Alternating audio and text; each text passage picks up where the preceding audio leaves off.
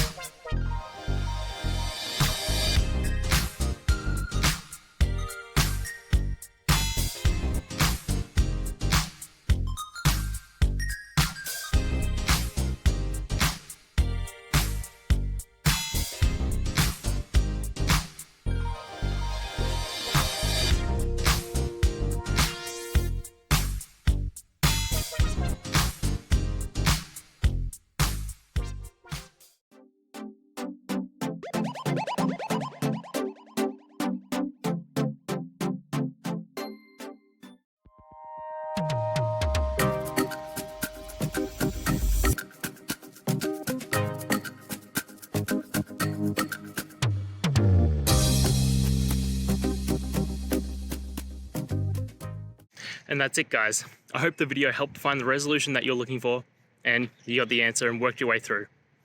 If you did, please hit subscribe. I'd really appreciate it. And until the next time you need technical help, I hope you have a good one.